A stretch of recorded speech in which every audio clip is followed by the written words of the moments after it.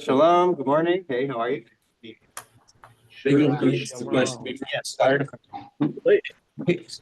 It came up twice. I don't know why it came up. But there's three times in the Torah. It says you should not boil kidneys on this. Yeah. Which could actually be, boil could really be, what's the word? Hi, Zoomers, welcome. I can't Good to see you. And milk can be fat. Yeah. And I think what it's really, the first time it shows up as part of the sacrifices, I think it really means that you shouldn't, like the bird you have to shoo away, that you should be cognizant of the mother and Well, that's its own commandment. and that's the only reason that it's there. Fair, going back to the redundancy. Right. It already have a commandment not to kill them. So, separate commandment. So let's hold on that because I want to get started. Good morning, everybody. You can grab a bagel. Back with you. Like, Oh, when we read it? Yeah, probably. So I kind of always thought that you kind of been working, it's not by design, it's not by design. All right, let's get started here. Welcome, everybody. Great to see you. Shabbat shalom. If you're joining us over Zoom, the source sheet should be on the Torah Cafe page of the website. You should be able to get it. Otherwise, we'll read in loud voices so you guys can hear. But, or if you have a Talmud on you, we're going to mostly be in the Bavli, What if we just Sota, Tractate Sota 11b. Sota 11b is where we're going to be spending a good amount of our time today. I like to start with an opening question. Here's the opening question for you. We enter the book of Shemot, Exodus, this week. And obviously it begins with our enslavement, our servitude. And this is setting the stage for our redemption, right? This is the major theme of our Torah, or one of them, right? There's creation, there's redemption, and then there's revelation, which is Sinai. And part of the oppressive mechanism of servitude, and you can keep in mind that we are approaching, this is MLK weekend as well, so it's very interesting that these two, and if you're here for our sermon, you'll hear from our civil rights trip participants, including David Schiffer. David and Debbie were on the trip, sharing. Right now. Right, actually. But so it's very interesting that our slavery story coincides with MLK weekend is very interesting history. But part of the mechanism of oppression and servitude is degrading the body, right? Making us believe in our own worthlessness. Bob was also on the civil rights trip. Welcome, Shabbat shalom. Just doing the link of slavery with Exodus and MLK weekend coinciding. Believing that we're worthless, and it's ingrained, it's embodied, that worthlessness. So the opening question I want to ask you is, can you describe a moment where you really felt your own self-worth? And can you describe, was it linked to a sense of liberation or redemption or freedom, believing in your own self-worth? If there was a moment that made you feel liberated in knowing the value of your neshama. Go ahead, Elliot. Ask a question of a rabbi and the rabbi responds enthusiastically the way you do. That says that's a great question. You know, that's liberating to a degree that I will have some insights that would be recognized as a value. Thank you, that's very nice. And especially if the rabbi said, you never thought of it that way. Elliot, that is a great But actually, there's a lot to that, right? Because teaching, students and teachers, right? If you think classroom, there's often, especially I was thinking about Teach for America out of college once, and one of the things that they were telling you is a lot of students in inner city schools, there's this negative cycle where they're told that they are a D student, and then it's a self-fulfilling prophecy. But if they have a teacher who really believes in them, that breaks this cycle of worthlessness, and then they actually believe that they can be an A student, and then they put in the work. But if it's constantly reinforced, right, the power of a teacher to label a student, right? If the student gets wind that, oh, the teacher thinks I'm a jokester, or I'm a good for nothing, then that can reinforce it. So the power of a good teacher, and I'm sure we can all think of teachers in our lives that have been transformative because they believed in us. So that's great. Thank you. Think about that. Also parents, Parents, parents and children. absolutely. So let's go back. More examples of when you felt your own I self-worth. think when my kids left, went to college and went on their own, I felt liberated, but I felt liberated that the fact that they could be on their own now. So that felt good. So a literal freedom that comes with empty nesting, but also the satisfaction of knowing that you set them up for success and that they'll be okay. That's, yeah. Self-worth as parents. So, funny, because all the examples that we had had prior to this was external Validation. validation, which I think is probably 95%. But so when I have self-worth, and I don't know if I've had an example, but it's never of that same intensity, but it's of a different. So yeah, I mean, I've had wonderful teachers. I've had, who made me feel good. I've had friends and family, friends who made me feel good. But that's almost transient. That's in the moment. It's a high elation, and then it dissipates until the next pat on the head. Whereas if it's something internal, which is harder, I think, to find, it maybe is not of that same intensity always, but I think it sustains longer. It's more core. That's a good point. Right, internal versus external validation. Right, I think there are people who really thrive on external validation, on feeling, on getting praise, and they need that to feel valuable, versus but that's fleeting, right? It's sort of. But it was a great point. It was a great point. It was good. Actually, that's what they said in, when we were interviewing for rabbinic positions, but this is true of all job interviews, apparently. They give us notes. We do a practice simulation on our interviews. And one of the notes that I got was, you said, great question, don't do that. And I said, why? And they said, because if you don't tell everybody on your panel that they asked a good question, they will think that you didn't like their question, and they'll. Right. Right, so you have to be careful if you say, right, and in this context, maybe if I've said to Elliot, great question, but I didn't say that to Nina, then Nina left feeling like, oh, I didn't have a good question. So you have to be careful with that too. Go ahead, Jackie. Twice experienced.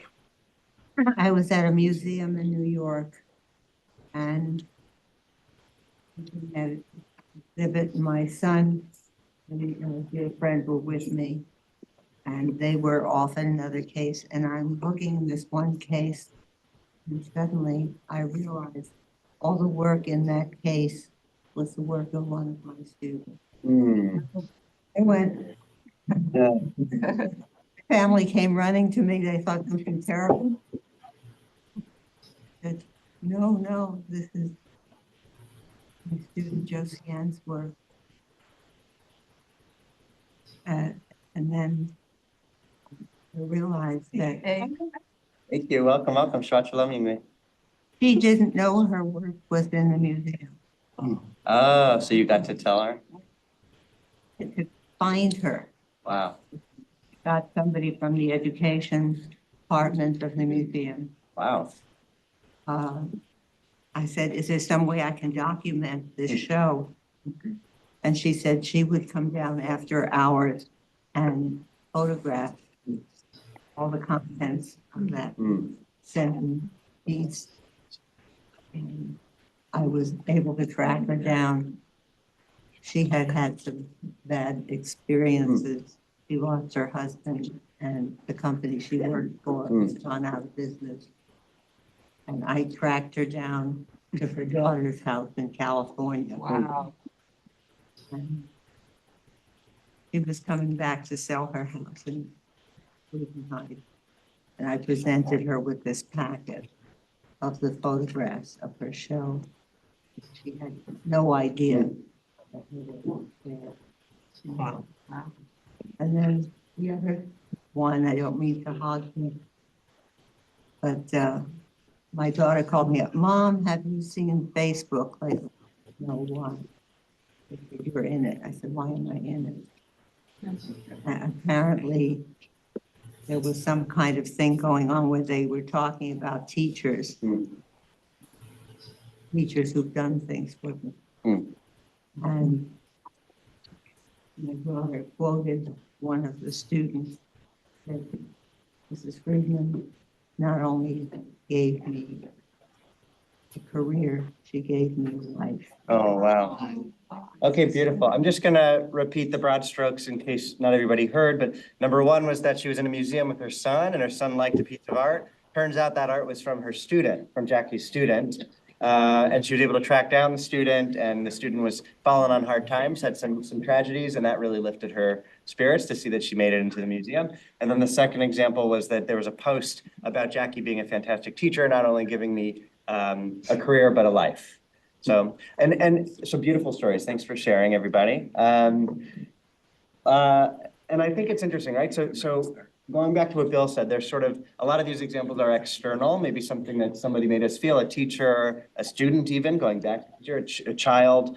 And the question of internal, right? What about, because in a way, maybe that's still a kind of servitude where you're dependent on an external force to make you feel valuable versus having that be internal, coming from and just knowing the inherent value of your life, of your body.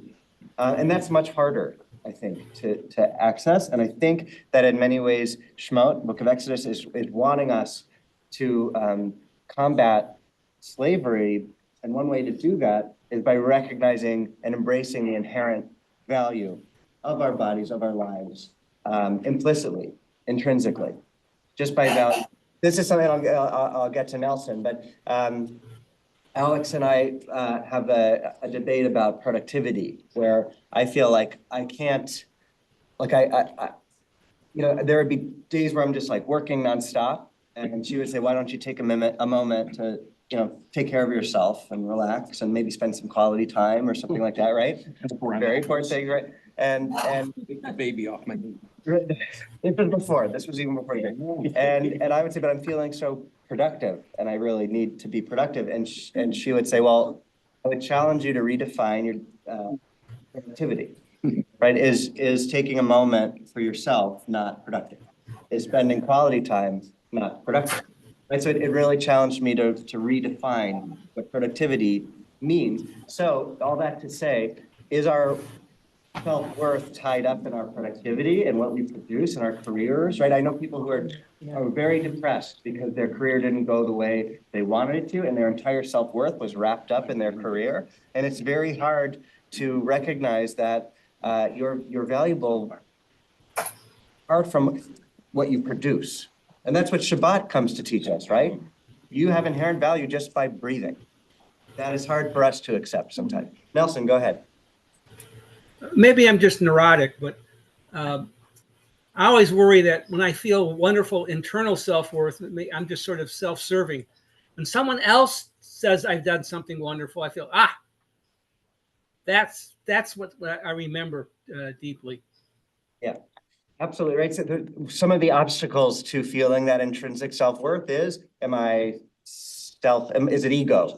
Right? Is it ego? Is it tooting my own horn? Is it, which, may have been a difficulty for us sharing moments where we felt self-worth. Like, I don't want to come across as pretentious or self-absorbed, right? So there is a fine line, I'm sure. But the difference between, I guess, confidence and arrogance, right? Like confidence is a good thing. It is good to be secure and confident in our own self-worth. Arrogance is another story. And Moses is our greatest example of humility. But are you so humble that you tell God, send somebody else? Who am I? I can't do this, right? I think our tradition would come to teach us that that's not good, right? It's good that our best leaders doubt that they're the one who's meant for this job because they're not egomaniacal, right? That's good. We don't, right? It shouldn't, the leaders shouldn't be the ones saying that it's me, it's all about me, right? Because that they may be self-serving and not have the people in mind. But Moses, who is our greatest leader and also our most humble, might suffer at first from excessive humility, right? Who I can send somebody else, it's not me, right? No, you are meant for this. There's another example where, and then we'll get into our text. Noah was told to build an ark, right? He does it. There's a difference between Noah and Abraham. What's one of the big differences is Abraham pushes back against God and says, will you destroy Sodom and Gomorrah? If I could find 10 good people, will you spare the city? But Noah, when God says that God is going to destroy the world, does Noah push back? No. And one of the Hasidic commentaries says that, Kedushat Levi says that Noah didn't believe in his own worth. He didn't believe he was good enough to push back against God. And he didn't believe that he merited to be saved. He thought, oh, if God is gonna spare me and I'm no better than anybody else, then God actually is not going to destroy the world because there's no way that I'm better than anybody else, right? So point of the story is not to think of yourself as being better than anybody else, but to recognize your potential and your greatness is not arrogance, right? There's a problem with excessive humility. And we actually, maybe it is a sort of mandate to embrace the value and sanctity of our own lives and what we bring, right? And believe in your power and your potential to make a difference in the world. Because if not you, if you're not going to save the world, who will? Yeah. How appropriate for this weekend between Martin Luther King, the president, and Israel. And settling I mean, all three. Torah is always relevant. It's always relevant. It's not just go ahead. Anyway, I've been thinking a lot about resilience Mhm. and how we as a people, myself personally, how we have to be resilient, and it's kind of tangentially related. Like you think, well, how could I possibly do this? Well, we have to do it, you know? So that's sort of connected, I think. Absolutely. And I think with the rise of anti-Semitism, with anti-Zionism, right, this idea of you're not worthy or you don't Right. merit, Right. you know, a country of your own or X, Y, and Z. And right, these are larger debates, of course, but there is a sense I think that many Jews are facing, and younger Jews, right? What is All my ages. value as a Jew? All In all ages, thank you. But what is my value as a Jew? How is society making me feel as a Jew? And that, of course, resonates with racism and experience of minorities in the country, in this country and around the world. Okay, let's dive into the Talmud. And this is why no one ever brings a text. You don't need text. Okay, this is a long one, and I just want to read it from start to finish. We'll have questions. We'll wonder how the text is serving as proof text, and we can get into the question, but I kind of just want to let it speak for itself at first. Could you give the chapter and verse again? Yes, this is from the Babylonian Talmud, the Bavli, Sotah, Sotah, 11b. So we're not in the Etz Chaim Chumash. We're in the Talmud first. Sotah 11b. You'd have to fish around for it because it's not the beginning. But it begins Rav Avira Ta. Darei Rav Avira. All right. Who wants to read in a loud voice so Zoomers can hear as well? I can start. Go for it, Bill. Rav Avira taught, in the merit of the righteous women that were in that generation, the Jewish people were redeemed from Egypt. He tells of their righteous actions. Okay, let's pause real quick. Sorry, and I problem. jumped the gun. The story of Exodus, Shemot, is right with heroines, women heroes, right? Can we name a few? Shifra Shifra and Pua. Pua, what do? What's their story? They save the males that are supposed to be killed. Right, they're the Egyptian midwives who save the firstborn, not the firstborn, the males, the Jewish male infants that are born to Israelite women when Pharaoh. daughter. So it's the first instance of civil disobedience. Yeah. But Paro, good. Ivan, Pharaoh's daughter who's bathing in the Nile and finds Moses. Yocheved and Miriam, right? That's also civil disobedience because I had welcome, Shabbat Shalom. Yocheved looks at her son Moses and says, I'm not going to throw this child in the Nile. She places him after 3 months into Put him in a the basket and then on the Nile, but on a flotation device, right? And then Miriam runs along the trail through the reeds, watching, supervising to see what happens, and then they're able to become the wet nurse. Yocheved, And even before that, Yocheved has to hide him for the 3 months, even though he's no doubt crying because he's an infant and doesn't know that that might get them caught. Exactly. Risking life and limb, right? Yes. Tirza and her sisters. Good. Okay, say more. Who are they? They were 5 sisters and their father died and they were going to lose their inheritance. And she approached Moses and argued in their behalf, saying they would be made destitute and that they should merit the inheritance, and they did. Yes, and I And that like was that. very, I think, revolutionary for the time. It was, and that's where our daughter gets her name Noah, because she's one of the sisters. I like that you didn't say the daughters of Tzlopchad, how they're usually, I Right. like how you're giving them the names that they deserve, right? Tirsa and her sisters. But that's not in this week's Parsha, but it is a good example of women heroes in the text. Okay, so here we have the rabbis of the Talmud acknowledging in the merit of the righteous women that were in that generation, referring to the Exodus, the Jewish people were redeemed from Egypt. Okay, let's keep going. He tells of the righteous Yeah, action. he doesn't tell the righteous actions. And when these women would go to the river to draw water, the Holy Blessed One would materialize for them small fish that would enter into their pitchers, and they would therefore draw pitchers that were half filled with water and half filled with fish. And they would then come and place 2 pots on the fire, 1 pot of hot water for washing their husbands, and 1 pot of fish with which to feed them. And they would then take what they prepared to their husbands to the field and would bathe their husbands and anoint them with oil and feed them the fish and give them to drink and bond with them in sexual intercourse between the sheepfolds, as it is stated, when you lie among the sheepfolds. Good, so we have a text to prove it. We're not just being erotic here. See how it's, because it says in Psalms, when you lie among the sheepfolds, lying among the sheepfolds, it's referring, of course, to this moment where the women would go and. What a good idea to clean them up, though. Clean 'em up. before the- Step that up for a second. Practical, of course, our people are practical, I but suppose also. this is either being honest or shameful, but the first thing I thought of when it said what bathing the husbands was, okay, that'll get them worked. Maybe something happening here.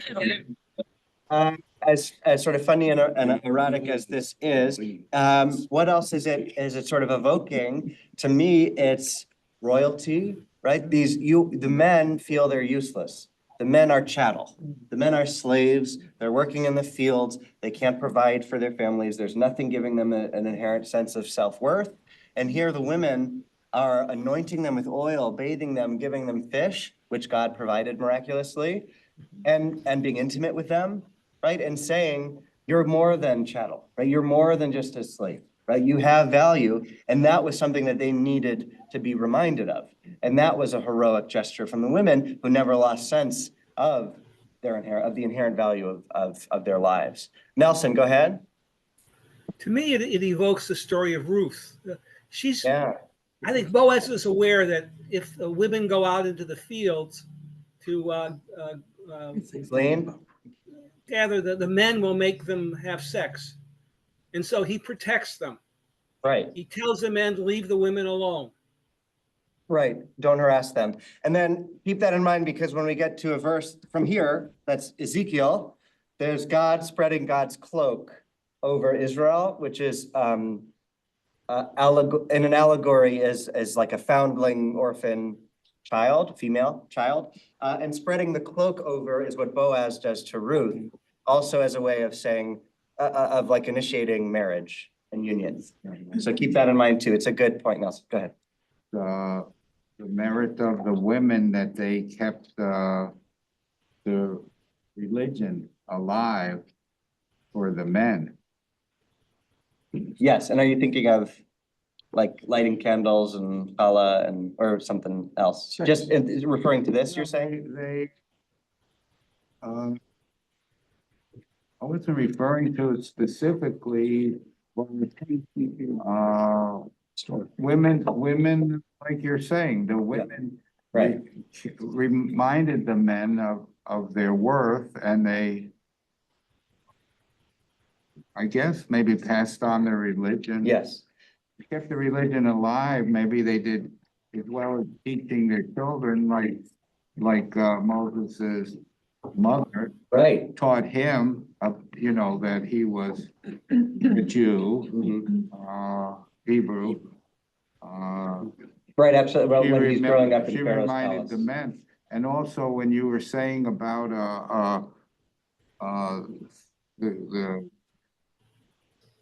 the important role of women, it was Miriam who convinced her parents to have children, Good, so, knowing that infants were gonna be yeah. killed if they were men. I'm gonna step that out because I'm glad you brought that up. So this was a text that I would have brought today, but because I've taught it in the Midrash class, I didn't bring it. So I'm glad that you're bringing it, which is that, and it's actually totally on theme to this. Yocheved and Amram, Moses' parents, have Aaron and Miriam, but they divorce and decide we cannot bring any more children into this world because of servitude, because of slavery. I actually have I have friends who are having these conversations that were more fringe, but are becoming less fringe of like, is it selfish, right? We were talking about selfishness. Is it selfish to bring children into a world that is so broken, so hateful, so on fire, right? And so that's the decision way back when that Amram and Yocheved make.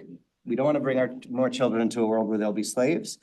And it's Miriam who stands up to Amram, her father, and says, Pharaoh's decree was bad. Pharaoh decreed that the Jewish Hebrew males be tossed into the Nile, but your decree is worse because you would deprive us of both boys and girls. Pharaoh's decree deprives us of this world, but you would deprive us of this world and the world to come, right? And in response to his young daughter, who is speaking truth to power to her father, he takes Yocheved back and they have Moses. Point being, at the moment where you were ready to give up, redemption was right around the corner, right? Moses being that representative of redemption, right? So that always is sort of my rebuttal to friends who, and I respect that decision, I do, but I say, but there has to be hope, right? And speaking from a Jewish place, there has to be hope. And what if your offspring are what this world needs, right? So, but it's hard. It's a tough one. Let's go, David, and then. Yeah, I think of that also from a larger historical perspective, so to speak. What if my ancestors in much worse conditions than I'm living in Eastern Europe had said, well, all right, we've got to throw in the towel and not have kids. Right. There wouldn't be in Israel, there wouldn't be in America, there wouldn't be. Yeah, absolutely, right? So rarely do I have a cynical point of view. But here we have, here we have the discussing a time before Moshe came, right? When Moshe had come. That's right. And so God, seeing the struggles of the people, enough so that, I'll feed them, I'll let the guys have sex, but I'm not going to take them out until the prayers reach a certain level and I hear them later. I mean, what's up with this? This is like, I'll make their life a little better, which implies he's aware of how bad their life is. But it takes another 400 years. They were supposed to. I mean, Yeah. so here's why we're willing to, think It's this is a a good good question. thing. Yeah. There's some in a commentary that say that that God was waiting until everybody was totally dismayed. There's a Hasidic commentary I didn't bring today If you that stop the fish and stop the sex, everyone would be dismayed. yeah, what good is life? Yeah. But that it took, and the specific verse, and I think it might have been from Moses, when Moses said, send somebody else, that was the moment where like, okay, now everybody has given up, and that's when God enters into history. But there's another way, just in terms of theologically speaking, how does God work in the world, right? And why doesn't God intervene? And when does God intervene? And to that, I'll just say that and I've taught this before as well, but I love, it's the Piaseczner Rabbi who survived the Holocaust. I mentioned him a lot, but from the burning bush, God calls out Moshe, and there's no cantillation markers that would pause between Moshe and Moshe. But every other instance where God is calling out to a character in Torah, there are cantillation markers that are pausal between the two names. So it's Shmuel, pause, Shmuel, right? It's You really meant the two names, right? When you put the. well, here's where he goes with it. He says that with Moshe, there's no pause because that is to say urgency. And that God calling out from the burning bush is like somebody who is trapped under a boulder, calling for help, right? Moses, help, right? There's no pause. It's I am experiencing the burden of a great weight, and I need help now. And that was God calling out to Moses for partnership, because God needs partners to right a world that is wrong. So in terms of why does God tolerate a certain amount of oppression and then choose to step in? Theologically, I really like that. And this is somebody writing from the Holocaust, right? Saying that God is suffering along with us. God feels the great weight of the burden of the suffering that we experience and is calling out to us all the time to be partners with the divine. It's when do we step up? It's our fault. Yeah, I know. That's the problem. Then he puts blame on us. And I get it. That's fine. That's fine. But I do think that's inspirational, right? What if God is calling out all the time, but waiting for partners to hear that call from the bush? Go ahead. So again, throwing a little historical perspective in it, maybe. We only have history after it's happened, but God has all the possible outcomes all the time. So if we're going to have something called free will, then whether it's 2 seconds or 400 years, kind of the choice of the human beings involved. And since God has all the time in the world, so to speak, 400 years versus 2 seconds, the plan can still happen, whatever that plan may be. Yeah. And we only see it from after the fact. So we see 400 years. What if the Hyksos hadn't been thrown out of Egypt by the New Kingdom? Then maybe there wouldn't have been a slavery at all, but then we would have a totally different story. Yeah. So right. It's beyond our pay grade to know the whys, but I like to think of it anyway. Nobody likes this. I've said this probably at least 50 times, and every time I say it, people are like, oh, come on. But I'll say it again anyway, which is if there are infinite possible outcomes, because everybody's actions are interacting with everybody else's actions. If God is omniscient, God knows all the possible outcomes, but we don't. So we just act and the plan unfolds anyway. Yeah. Ron and then Ivan. Okay. Is that good? I don't have anything. Oh, you didn't have. Okay, go ahead, Ivan. He's already told me his. Well, in the book of Exodus, which we're now reading, there are many examples of human beings in partnership with God. It's kind of a subtext in a way. For example, Moses, he creates the second set of tablets, right? Right. And he comes down because miracles won't do it. Miracles don't, it's an external force, God performing a miracle, but it doesn't last long and it doesn't do anything for your own dignity and confidence and creativity. It's only when they began building the Mishkan, for example, or they took part in fighting the Amalekites, as opposed to letting God do all of the work. And this partnership is critical for instilling that sense of worth in the Israelites. Great examples, right? The two sets of tablets. The first one says are carved and inscribed by God, but the second is carved by God, or carved by Moses, but inscribed by God. So those are the enduring tablets. The first ones get smashed, the perfect ones, but the partnership one with God that endures. There's also Nachshon jumping in the Red Sea, and then God splits it. Right, there's sort of so good. I want us to keep going because we do have a good amount of text. So okay. We left off at the bottom of page 1, right? Yeah. When you lie among the sheepfolds, which is interpreted to mean that as a reward for when you lie among the sheepfolds, the Jewish people merited to receive the plunder of Egypt, as it is stated in the continuation of the verse as a reference to the Jewish people. The wings of the dove are covered with silver and her pinions with the shimmer of gold. And when these women would become pregnant, they would come back to their homes. And when the time for them to give birth would arrive, they would go and give birth in the field under the apple tree. As it is stated, under the apple tree I awakened you. There your mother was in travail with you. There she was in travail and brought you forth. And the Holy Blessed One would send from the heavens above an angel who would clean and prepare the newborns, just as a midwife prepares a newborn. As it is stated, as for your birth, on the day you were born, your navel was not cut, nor were you washed with the water for cleansing. You were not salted at all, nor swaddled at all. This indicates that there were no midwives to take care of the Jews born in Egypt. And then the angel would gather for them 2 round stones.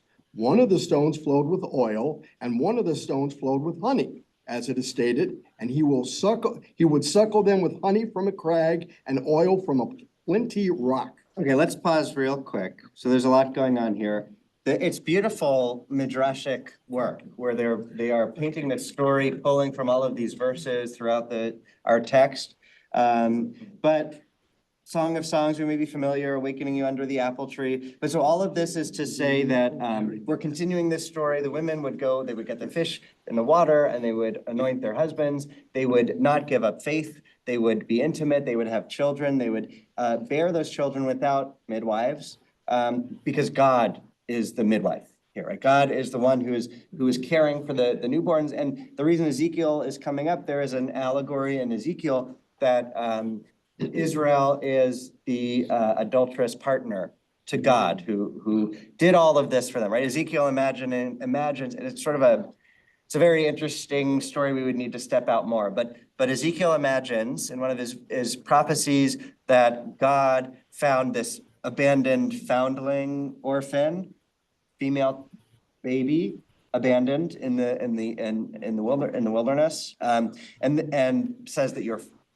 from the Canaanites. So your father was forget which two, like a Hittite, and your mother was anyway. It's to say that that Israel comes from, it was Canaan, right? So our sort of cultural antecedents were idolaters, right? So you're coming. So in that way, almost saying that maybe it's ingrained in you that you would go after idols. That's the adultery, going after other gods.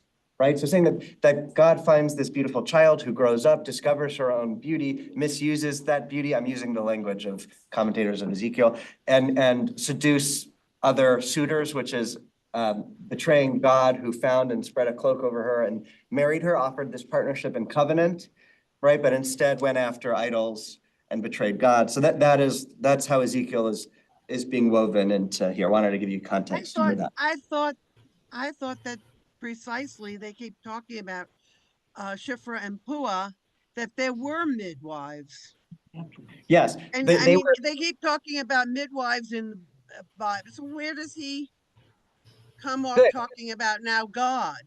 Yeah, so we're going to get to Shifra and Pua, so I'm glad that you're saying, hey, we're talking about midwives. When are Shifra and Pua going to enter the scene? They are going to enter the scene. Hi, Laurel, welcome. Shabbat shalom. But remember that they were the Egyptian midwives who like you said, would have been serving the Israelite women. But this, I think, is taking place kind of before we start our text. So I think, but watch what happens, because you're right to say where are Shifra and Pua in all of this. Okay. Yeah, in other words, he is adding something that's not quite necessary. They have Shifra and Pua because of Moses. Yeah, in the context of Exodus, there are midwives. We know that there are midwives, but I think this is sort of imagining a time, I think is probably before we get to the start of our text, although we are going to get to Shifra and Pua. So I think it's jumping around chronologically, but I think what's happening here is it's imagining the servitude and Israelites going out into the field to give birth, because that there is no sort of structure for them to do that. And so they're just sort of on their own, and they don't have any aid. They don't have any midwives to help them. That So that happens. You read about it occasionally, even now in certain countries, certain civilizations, Yeah, so whatever. I think that's what's being imagined here. But maybe also it could be saying that having a baby is such an incredible miracle that and it feels like it's from God. And so having a midwife or not, it's reminding you that it's so elemental and mysterious that it does feel like it's from God. Yes, I think that's lovely, right? And there's other versions of this text where it's like the angels were midwives and God said, no, it was me, like, which makes me think of the Haggadah, right? I and no seraph, like I went through, right? God taking the rightful credit. Go ahead. And I think, Sheila, this ties in with what we've been talking about Midrash from the beginning of studying it together, which is that the rabbis, I think you used the word, are imagining things to make a point.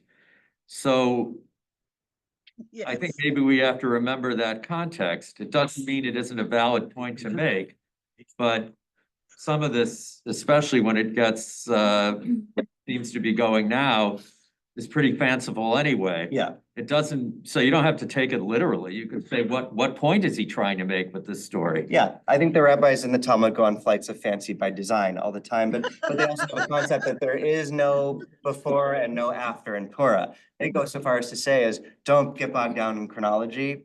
Doesn't have any place in our Beit Midrash. Well, on the one hand, there's a lot of discussion, it seems, among rabbis about you have to have a context. So you take this verse and it has a context, Yes. so this is what it must mean. Right. Or could mean anyway, or likely means. Right. And then on the other hand, you have at the opposite pole, some of the same rabbis or sometimes different rabbis doing this, which is Yeah. still to teach us something. Right, yeah, exactly. And often verses are ripped from their context all the time. That's fair game in Midrash. So let's keep going. Let's keep Okay, so going. there were a bunch of babies. And once the Egyptians would notice them, realizing that they were Jewish babies, they would come to kill them. But a miracle would occur for them and they would be absorbed by the earth. And the Egyptians would then bring oxen and would plow under them. As it is stated, the plowers plowed under my back. They made long their furrows. After the Egyptians would leave, the babies would emerge and exit the ground like grass of the field. As it is stated, I caused you to increase even as the growth of the field. So this is a very dark whack-a-mole, Mm. right? They're second mom and they get me. Okay, keep going. And once the babies would grow, they would come like many flocks of sheep to their homes. As it is stated in the continuation of the verse, as you did increase and grow up and you came with excellent beauty. Do not read the verses Ba'adi Adayim with excellent beauty. Rather, read it as Be'edirei Adarim, meaning as many flocks. And when the Holy Blessed One revealed God's self at the Red Sea, these children recognized God first, as it was stated, this is my God, and I will glorify him. Right, so what's happening there is, again, this is a proof text to say that this happened, that God was there when they were born and protected them, as Ezekiel imagines, but sort of this divine miracle of being spared from the Egyptians who came to kill them with rocks, and without a midwife, because God was the midwife, that God was the one who brought them into the world and protected them. So when from Exodus, when the Israelites declare God's glory at the miracle after the Red Sea parts and they're free, they say, this is my God and I will glorify him. What the Talmud here is saying is they recognized this is my God. That recognition was because they had seen God as infants when all this happened. So that pays off that, you know that all of this happened because when they first saw God, look, they said, this is my God, which connotes recognition. What's the recognition? The story that we just read. Okay, so keep going. The verse states, and the name of the other And the king of Egypt? Oh, I'm sorry. And the king of Egypt spoke to the Hebrew midwives, of whom the name of the one was Shiphrah and the name of the other Puah. Oh, no, Sheila left right when we got to Shiphrah. We got to Shiphrah and Puah. Okay, keep going. The women were Jochebed, the mother of Moses and Aaron, and her daughter Miriam. Okay, pause, because I don't know, have people heard this before? There is a rabbinic theory that Shiphrah and Puah are actually Jochebed and Miriam under wraps. It's a little wild. And Miriam is only like, what, 2 years Pretty old? wild. yeah, there's no before and there's no after. Yeah. Don't get caught up in chronology. But, She was 10 years. but I ask why. I wonder, why do the rabbis feel the need to do that? Does anybody have any theories? Why take the Shiphrah and Puah, who are Egyptian midwives, exercising civil disobedience, and why claim them as our own? They were actually Hebrew midwives, they're called Hebrew midwives, so not Egyptian midwives. Yeah, but So there you go. So maybe that's where the rabbi. For the Hebrews or are they There it is. Hebrew midwives? I actually think that is one of the ways that the rabbis justify. They say, Also, why what would did it it say do? Hebrew midwives? It's not that they are midwives to the Hebrews, it's that they are actually Really Yocheved and Hebrew. Miriam. But they could just be other women. That's That's interesting, right? It's Okay. one of the beautiful ambiguities that we could talk about. What does the Hebrew actually mean here? For or that they Right, are. yeah. On the one hand, and on the other hand, you have this situation where if part of what you're doing is building up the heroism of Miriam and Yocheved, they didn't only do it for Moshe, they did it for scores Yeah. of Israelites. Yeah. They built them up by saying, look, we're gonna You know, Pharaoh can say what he wants, but we know your kids are worth something and we're gonna protect them. We're gonna bring them into the world and protect them, and then we're gonna tell Pharaoh, oh, you know, the Hebrew women are so strong, before we even get there, they've already Good. had the baby and all we're doing is cleaning it up a little. Yep, and we're gonna get there, so keep that in mind. This referring to them as animals, which in this case is complimentary, like, wow, they don't even need us, they're so strong. But going back to that conversation of servitude, enslavement, and being likened to animals, and how that feeds this narrative of degradation and worthlessness. So Well, I could it's being change flipped. I could change my whole speech from later on to talk about who else was treated like animals. Yeah, but, yeah, go ahead. And you also see it in Pharaoh's, we're not sure if it's Pharaoh's words or not, but in text it says that they were multiplying like insects. Yes, right? Good, right? It makes me think of the show off for so many reasons, right? Mouse, vermin, Yeah. right? Animals, subhuman, but this is like classic textbook of how to degrade and mobilize people against, to dehumanize, right? But I'm also thinking of the show in the sense of, are Shifra and Pua righteous Gentiles, right? Or are they our own defiance? Right, and I think it's interesting, if you go with the rabbis and believe that Shifra and Pua are actually Yocheved and Miriam, then to me, that's sort of like the need for our own resistance and telling the stories of how we took our fates into our own hands.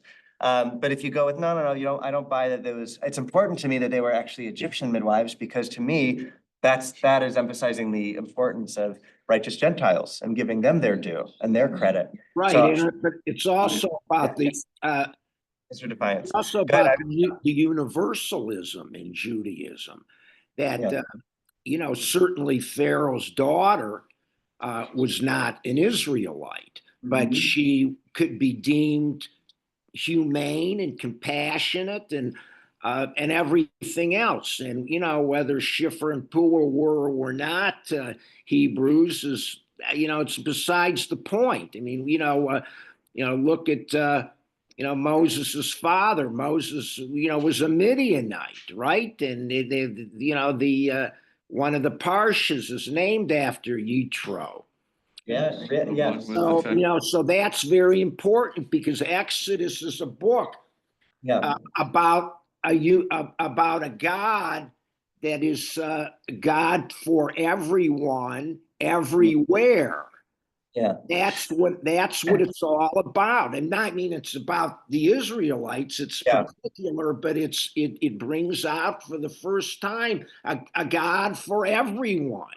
So Ivan, to your point, because I love what you're saying, if you look at our Avot and Imahot prayer, the first prayer in the Amidah, the Shemona Esrei, it is evoking our patriarchs and our matriarchs, if you add the matriarchs in, right? So, and where does that come from? That first verse, Elohei Abraham, Elohei Yitzhak, Elohei Yaakov, Comes right out of this. comes this week when God calls out to Moses from the burning bush and identifies God's self as the father of Abraham, Isaac, and Jacob. And that's how the Amidah of our patriarchs begins. Makes sense, right? We're invoking the merit of our ancestors so that God will be merciful to us and have compassion on us. Then, if you keep going, the phrase El Elyon is used in the same paragraph that's evoking our unique tribal identity and merit. We use El Elyon, which is from Melchizedek. When he meets Abraham, it comes from a different part of Torah where he meets Abraham on the way and he breaks bread with him. And he is a non-Jewish priest. Melchizedek is not an Israelite, is not one of ours. And he refers to God as El Elyon.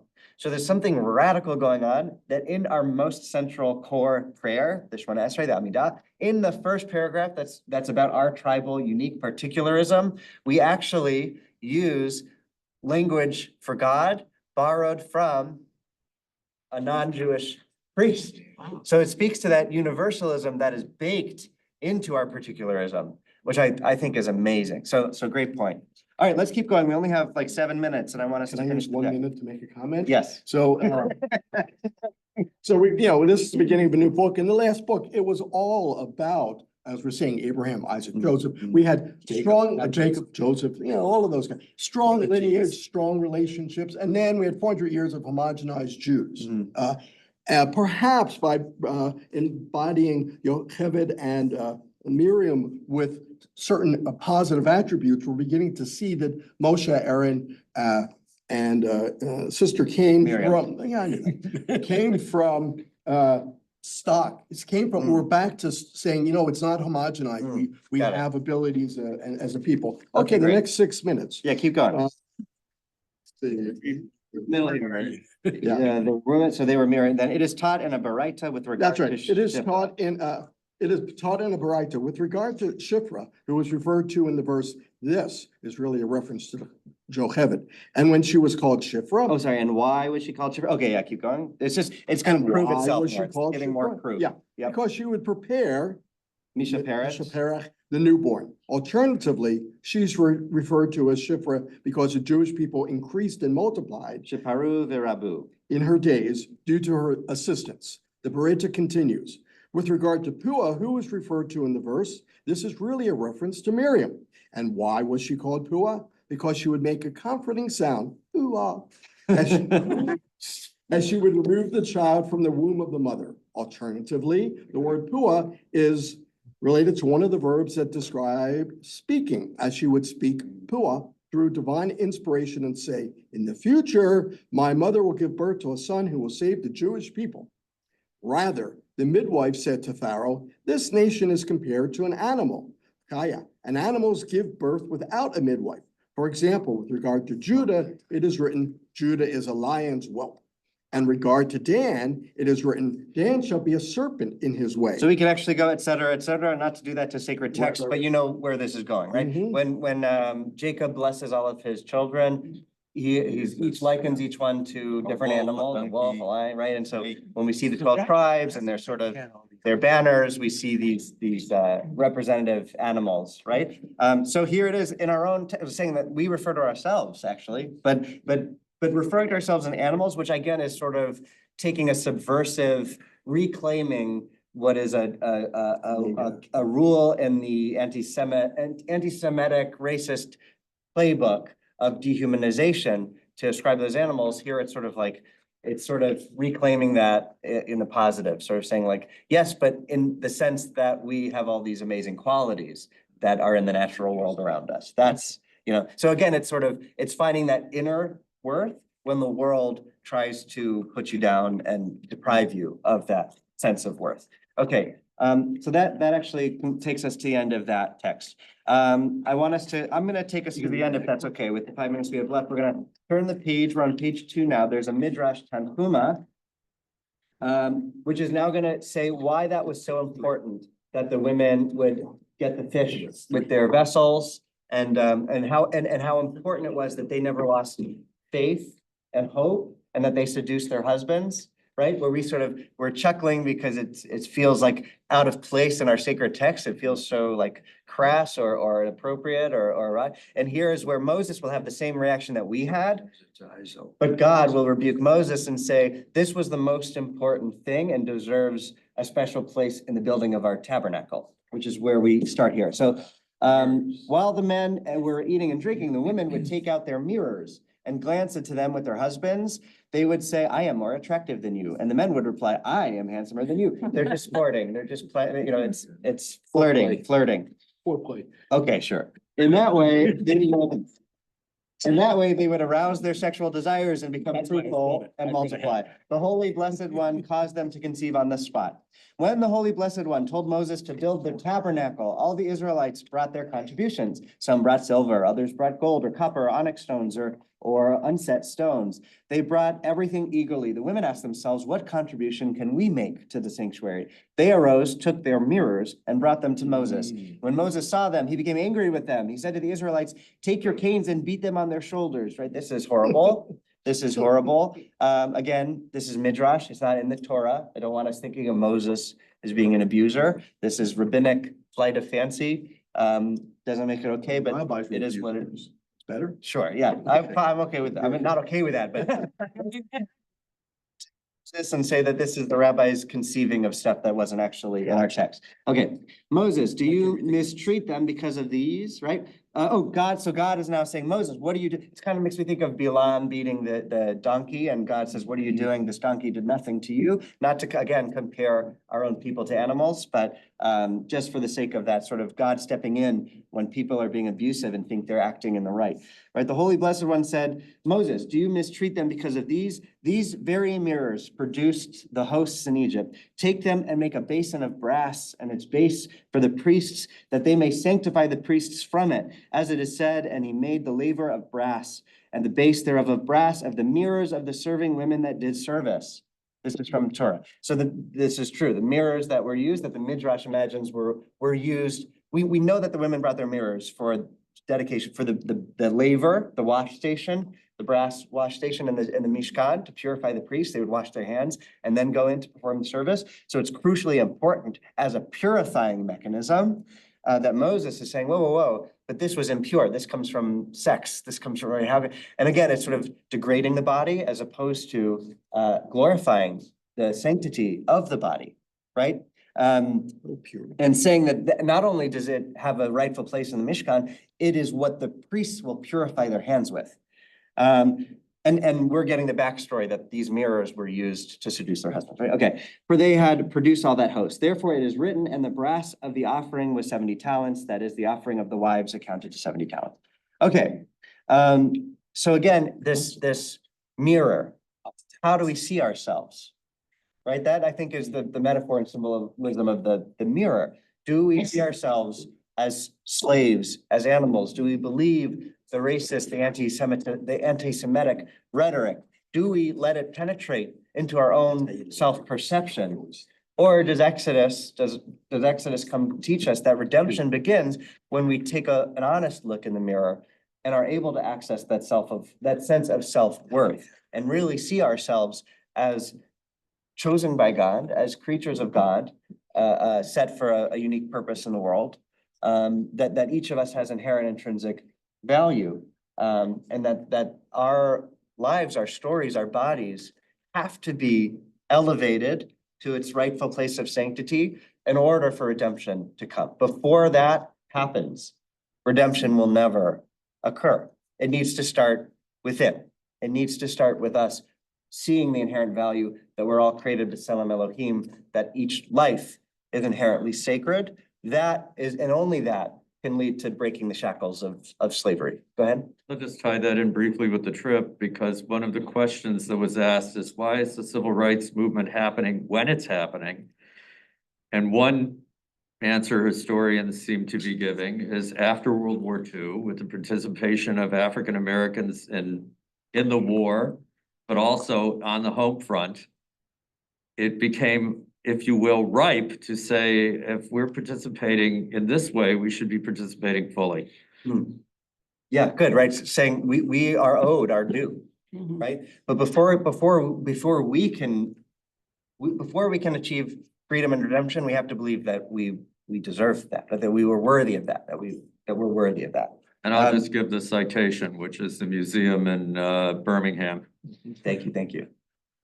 Speaking of citation, I want to give Rabbi Tali Adler from the Hadar Institute. I don't know if you've come across her credit. Of course I have. Yeah, she first taught me these texts. So I want to, and some of these texts are pulled right from a teaching that she gave. This was a long time ago in rabbinical school. I think she was Hadar though. Okay, I want to finish with a couple more texts. Are people okay? I want to dismiss you now because we're at time. But those who want to stay, I'm going to just have another half hour. Tear through one more text. How that doesn't start. If you want in your own time, I encourage you to read the text by Rabbi Meir Shapira of Lublin, a Hasidic rabbi, 1880s to early 1900s, 20th century, who talks about who talks about the moment when Moses takes a good look in the mirror, when he is sort of wrestling with his Egyptian and Israelite identity. I brought another text that is similar to this before. That's very beautiful. Isn't that great? All right, let's just read it. And he looked this way and that way, and he saw that there is no man. He slew the Egyptian and buried him in the sand. After Moses saw what the Egyptians did to the Jews, he understood the nature of the Egyptian culture, which was based on enslaving others, on discrimination and tyranny. He looked this way and that way. He turned to the left and to the right. Left should also be capitalized, Yeah, just meaning say. to all the different parties and classes, seeking help from them. And he saw that there was no man, that there was not a single individual willing to stand by the weak on either side, right? And he slew the Egyptian and buried him in the sand. It was then that he killed the Egyptian within his heart, divorcing himself totally from the Egyptian culture, which was totally profane. So this idea that he saw from on high, from the ivory tower of Pharaoh's palace, what Egyptian society was doing to fellow human beings, that it was wrong and immoral and degrading. And so he slew not a literal Egyptian taskmaster, which is the shot of the text. He slew the Egyptian within his own heart and declared himself an Israelite, standing with the oppressed, standing with the slaves, casting his lot with them to redeem them, right? But that was a mirror moment. That was taking a look at himself and saying, who am I? And what do I stand for? And what is toxic in the society around me? I'm just briefly going to say with the mirror too, it reflects back who you are and how others see you. Yeah. So I don't, yeah, so your self-esteem can come through in your worthiness. I love that. Thank you, thank you. The slowing of the Egyptian in his heart, I get. If we're gonna continue with that, what's the burying him in the sand? I think it's a funeral. I think it is a part of you that you are. The Egyptians embalmed, but. The shot of the text is that it's hiding the body. It's doing away with the evidence. Yeah. Hiding. Yeah. But I think if it's a part of yourself that you're sort of Right, it seems respectfully, it's Mary Kondoing your own inner traits. It's saying, thank you for your service. I give you. If you reimagine the Ten Commandments as a psychodrama instead of an action adventure film, you could have a whole scene with swirling sand and Moses having this inner self-revelatory moment. I don't know how that would play, but. You know, I think we're going full circle now with this.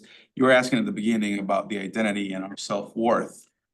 And I believe that the story of Moses with the Egyptian here is showing us that you do need a spark from the outside, but in the end, it's all about your shemot, your shem, your name, your identity.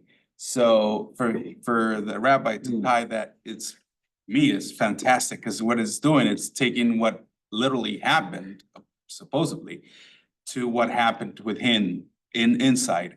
So his identity is coming out because of what he's doing from the outside. So an outside force forces him to see inside and get the identity and get the strength to become the liberator that the people needed at that time. I love that. And thank you for elevating Shemot, the name of the actual chapter and the book of Torah, which is names, right? It becomes much more difficult to dehumanize when you know the names. Yeah, that's why you have numbers. There you go. My numbers on the arm. God also says, do not hate the Adamite, do not hate the Egyptian in your heart, because the Egyptians provided us with some type of place. They saved us at first, right? It was thanks to God and Joseph and all that, but they were our hosts at first. Right. Good. I do want to, again, you're welcome to go. We're 5 minutes past time. I'm going to end just by reading this text from Beloved, Toni Morrison. It is MLK weekend, and it does perfectly, I think, parallel what we've discussed today. Again, with thanks to Rabbi Tali Adler, who put these texts in conversation. When warm weather came, baby Suggs, holy, followed by every black man, woman, and child who could make it through, took her great heart to the clearing. Remember that Yeah, I remember that part. Israelites, women giving birth in the middle of, sort of puts us in the same kind of location, sort of in the clearing. A wide open place cut deep in the woods, nobody knew for what at the end of the path, known only to deer and whoever cleared the land in the first place. In the heat of every Saturday afternoon, she sat in the clearing while the people waited among the trees. After situating herself on a huge flat-sided rock, baby Suggs bowed her head and prayed silently. The company watched her from the trees.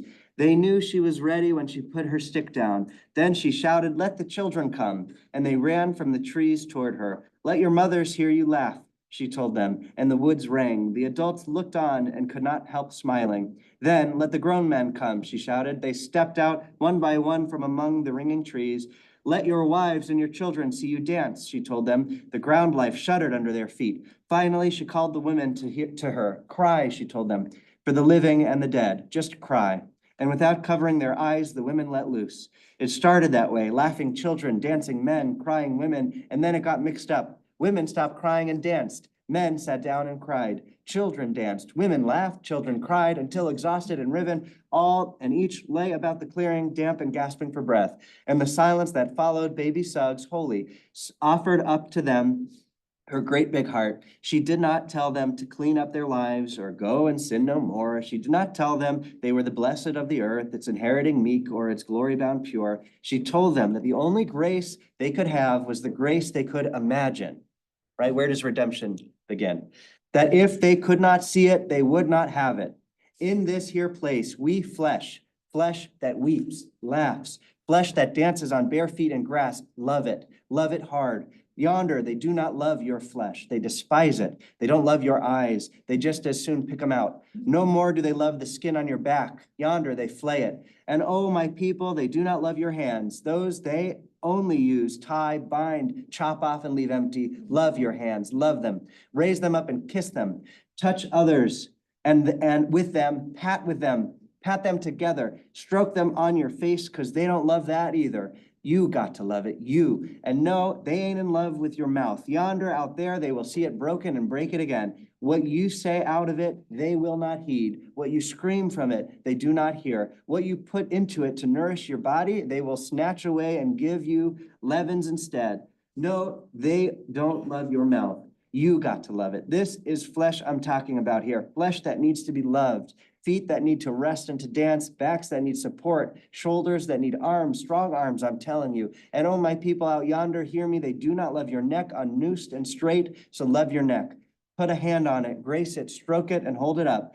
And all your inside parts that they just as soon slop for hogs, you got to love them. The dark liver, love it, love it. And the beat and beating heart, love that too. More than eyes or feet, more than lungs that have yet to draw free air. More than your life-holding womb and your life-giving private parts, hear me now, love your heart, for this is the prize.